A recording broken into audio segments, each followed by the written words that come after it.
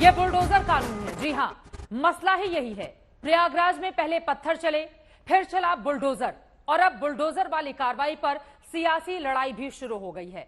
विपक्षी नेता हिंसा के मास्टरमाइंड जावेद के घर पर बुलडोजर वाली कार्रवाई पर सवाल उठा रहे हैं।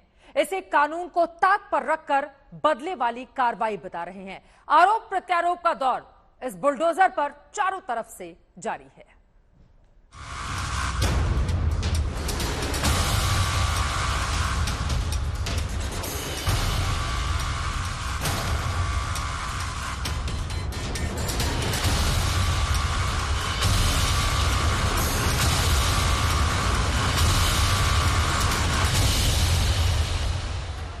जिसने प्रयागराज में लोगों को भड़काया, नमाज के बाद पत्थरबाजी के लिए उकसाया, उस जावेद पंप के घर पर एक्शन हुआ। बुलडोजर चला, पूरा का पूरा मकान ध्वस्त हुआ।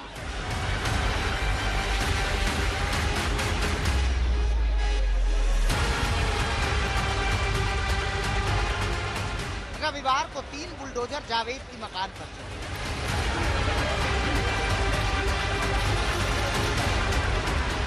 एक एक कर पूरा मकान ढहाया गया।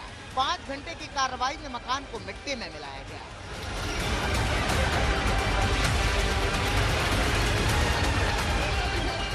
अब जावेद पंप के मकान पर हुई बुलडोजर वाली कार्रवाई पर सवाल उठ रहे हैं।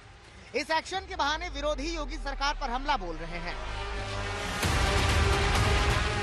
लोगों ने प्रोटेस्ट किया तो आपने आफरीन फातिमा के घर को तोड़ दिया,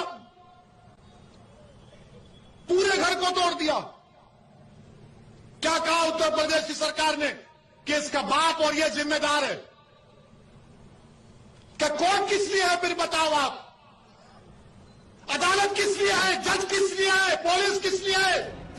क्योंकि परिवार और जावेद के वकील का दावा है कि जिस मकान को प्रयागराज विकास प्राधिकरण ने ढहाया, जिस घर पर बुलडोजर चलाया, वो जावेद मोहम्मद के नाम से था ही नहीं। ये घर हमारी अम्मी के नाम पे था। ये हमारे नाना ने अम्मी को गिफ्ट के तौर पे दिया था। ये इस घर में हम लोग 20 साल से रह रहे थे। 20 साल से ज्यादा हो गया था, 22 साल से। ये जो घर है ये आपके पिता की कमाई का नहीं है, ये आपके नाना ने गिफ्ट किया? जी, ये हाँ, हमारे नाना ने गिफ्ट करा, हमारे अब्बू की कमाई का नहीं है। जो मकान परवीन फातिमा के नाम पे था, जिसको उनके पिता ने गिफ्ट किया था, जिस मकान से के स्वामित्व से जावेद मोहम्मद का कोई मतलब नहीं था, वो जावेद मोहम्मद का नाम बता के उनके नाम नोटिस देकर उसके जमींदोज करके परवीन फातिमा और उनके 4 बच्चों को आपने बेघर कर दिया, आसमान के नीचे कर दिया। जावेद मोहम्मद अगर अपराधी हैं तो वो जेल में हैं, उनके खिलाफ FIR है, कानून उनको देखेगी। परिवार के इन आरोपों के बीच इलाहाबाद हाईकोर्ट के पूर्व चीफ जस्टिस ने भी पूरी कार्रवाई को गैर कानूनी बताया। घर ढहाने में जल्दबाजी को लेकर सवाल उठाया है। Even if we assume that it was an illegal construction, then too it was not proper to just come on the holiday and to demolish that. At least a breathing time should have been given to approach the court. उधर इन हमलों के बीच अधिकारी कार्रवाई को सही बता रहे हैं। किसी भी तरह से कानून के उल्लंघन की बात से इनकार कर रहे हैं। बुलडोजर की कार्रवाई प्रयागराज डेवलपमेंट अथॉरिटी के द्वारा कानून को फॉलो करते हुए की जा रही है। वहाँ व्यापक पुलिस प्रबंध इसलिए कराए गए हैं कि पिछले शुक्रवार को जुमे की नमाज के बाद से वहाँ काफ़ी लोग उपद्रव पे उतारू हो गए थे, भीड़ हिंसक भी हो गई थी, जिसमें पुलिस वाले भी घायल हुए थे। उधर हिंसा के मास्टरमाइंड जावेद के मकान पर घमासान के बीच पुलिस की जांच जैसे जैसे आगे बढ़ रही है, इस केस को लेकर तमाम खुलासे हो रहे हैं। दिल्ली दंगे के आरोपियों से जावेद का कनेक्शन।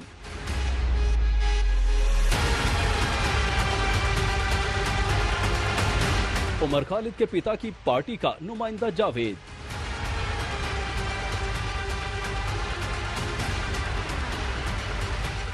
जावेद के घर से मिला पार्टी का झंडा।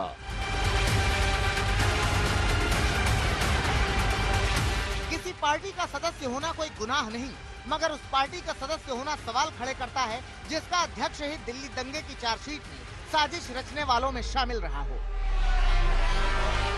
यह दिल्ली दंगे की चार्जशीट है जिसमें उमर खालिद के पिता SQR इलियास का नाम वेलफेयर पार्टी के अध्यक्ष के तौर पर दर्ज है। इन पर दिल्ली दंगे के दौरान जहांगीरपुरी से बांग्लादेशी महिलाओं को शाहीन बाग और जाफराबाद पहुंचाने का आरोप है। एसक्यूआर इलियास की बात करें तो वो प्रतिबंधित संगठन सिमी के सदस्य रह चुके हैं। हालांकि उनका संबंध इसे प्रतिबंधित किए जाने से पहले की बात है। हालांकि जिस दिल्ली दंगे की चार्जशीट में उनका नाम है, उसी दंगे का मास्टरमाइंड होने के आरोप में उनका बेटा उमर खालिद यूएपीए के तहत जेल में बंद है। साथ ही जावेद की बड़ी बेटी आफरीन फातिमा भी उमर की तरह ही न केवल जेएनयू की छात्रा हैं, बल्कि सीएए के खिलाफ प्रदर्शनों में वो दिल्ली के शाहीन बाग से प्रयागराज तक सक्रिय थी। उनके पिता की गिरफ्तारी के बाद दिल्ली के जेएनयू में आफरीन के समर्थन में आयशा ने नारेबाजी की। वहीं आफरीन ने वीडियो मैसेज जारी कर आरोप लगाया कि बिना वारंट पुलिस उनके पिता को उठा कर ले गई है। There was no warrant, there was no letter, there was nothing that the police came with. They just came and asked my father to come to the police station with them, and they have not disclosed where they have taken him. As of now, I do not know where my father is right. हालांकि जावेद की छोटी बेटी सुमैया का दावा है कि उमर खालिद से उनके परिवार का कोई वास्ता नहीं। उमर खालिद के पापा से एसक्यूआर इलियास से हमारे अब्बू के संबंध थे, लेकिन उमर खालिद से पर्सनली हमारे घर के किसी का रिलेशन नहीं रहा है, क्योंकि कभी साबका ही नहीं पड़ा।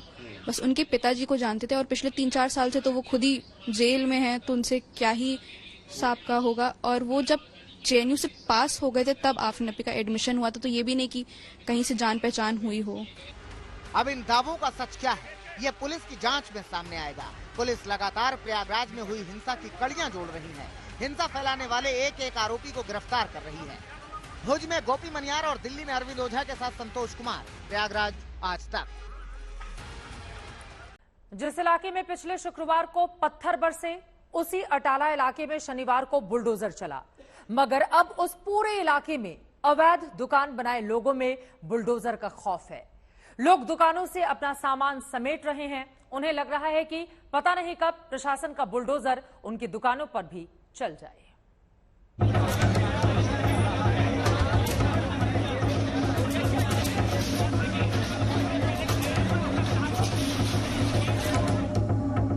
ये प्रयागराज का वही अटाला का इलाका है जहां पिछले शुक्रवार को पत्थर बरसे और शनिवार को बुलडोजर गरजा। 3 घंटे तक प्रयागराज की अटाला के सड़क नूरुल्ला रोड और शौकत अली मार्ग से सटी कई गलियों से उपद्रवी निकलकर पुलिस वालों पर पथराव करते रहे, गाड़ियों पर पत्थर बरसाते रहे, सीसीटीवी तोड़ते रहे। पत्थरबाज तो पत्थर चलाकर या तो गिरफ्तार है या तो फरार, मगर इस गिरफ्तार और फरार के बीच बाबा का बुलडोजर है तैयार।